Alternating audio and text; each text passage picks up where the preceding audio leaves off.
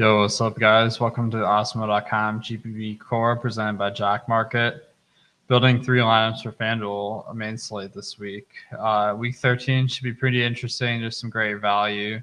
We'll start off with our chalk stack, or the expensive stack. And on FanDuel, like all the quarterbacks are pretty closely priced. So the guys that run a bit more, like Lamar Jackson, are really standing out.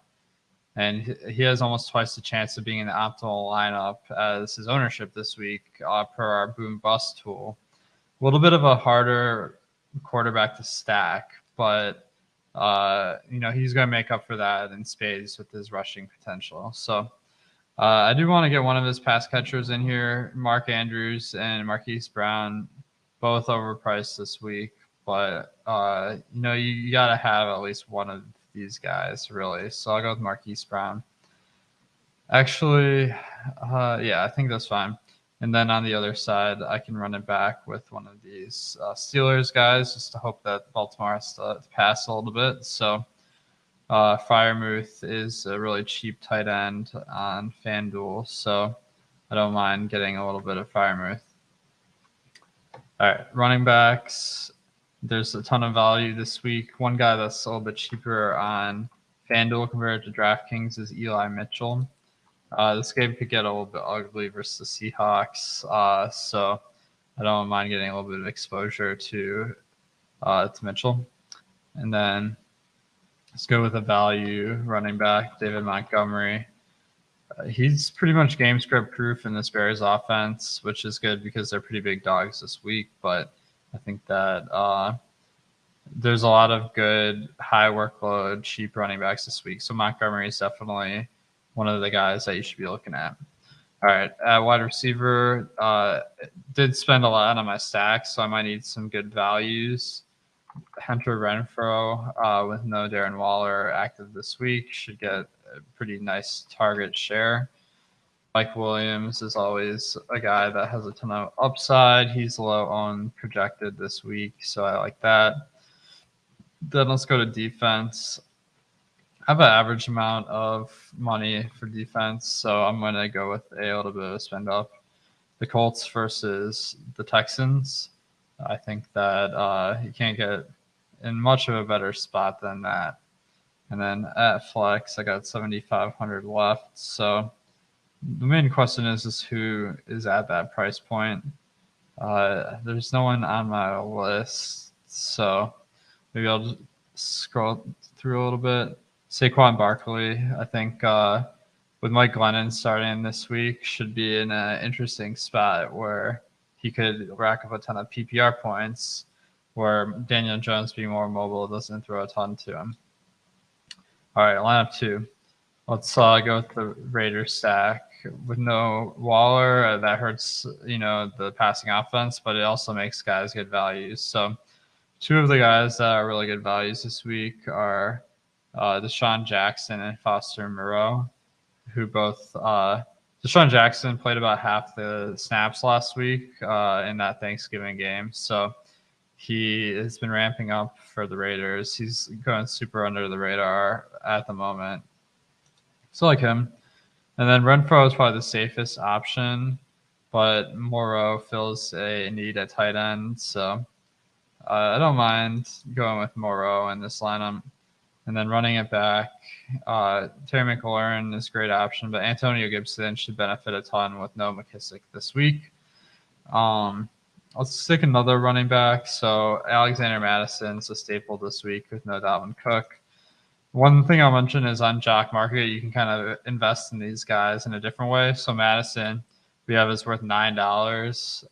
They get graded based on like their rank in the slate. So if he finishes first in fantasy points on the slate, he'll pay out $25. He has a pretty good chance of being one of the top scoring players this time. So I think whenever you got a backup, you might be able to get them at the IPO a little bit less than what they're worth.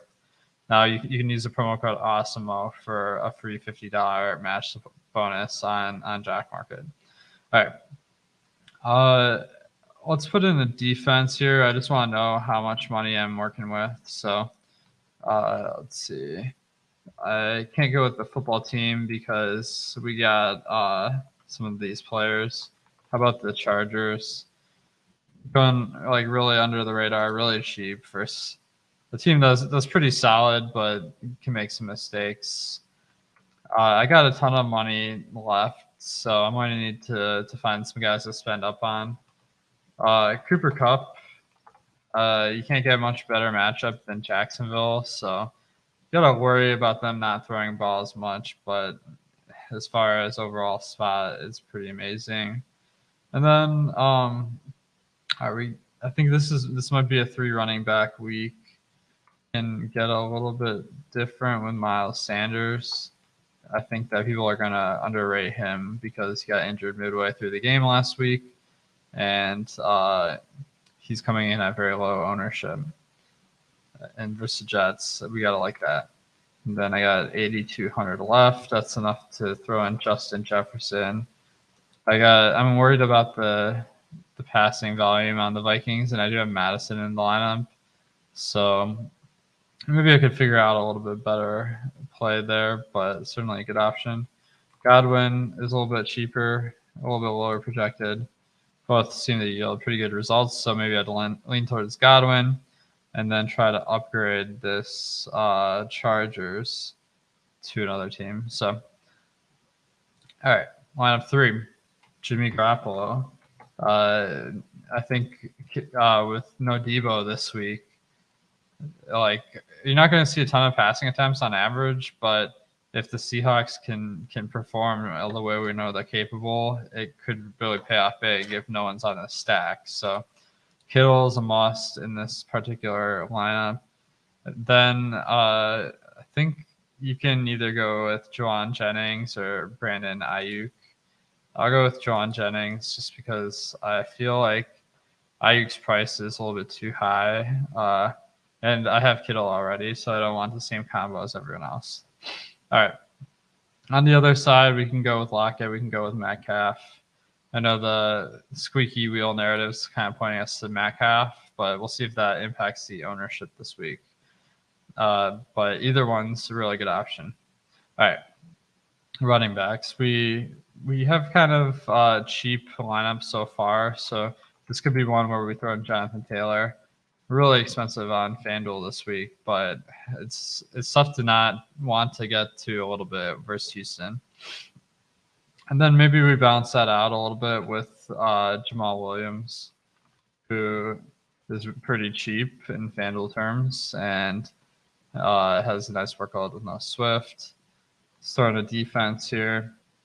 Let's go with the Colts. Get a little bit of running back defense correlation there. Maybe you can get some turnovers that get converted to goal line touchdowns. We got 6,500 per player, so maybe we can go with Elijah Moore. There's a lot of injuries for the Jets this week with Corey Davis likely out. And Keelan Cole, who had earlier in the season been taking some of that workload from Elijah Moore. So I think this is a pretty good spot for him. And I got 6,900 left. That's enough for getting a pretty solid running back. I did mention Montgomery is one of the better options this week. It's leaving $400 on the table, but lineup grades out as well more contrarian than average, but yet a very high projection. So I think this is a really good lineup. All right, guys, hopefully this helped you with your Week 13 lineups. Let me know in the comments what you think of these and which way you guys are leaning this week. If you can hit the like button and subscribe on the way out, much appreciated. And thanks to Jock Market.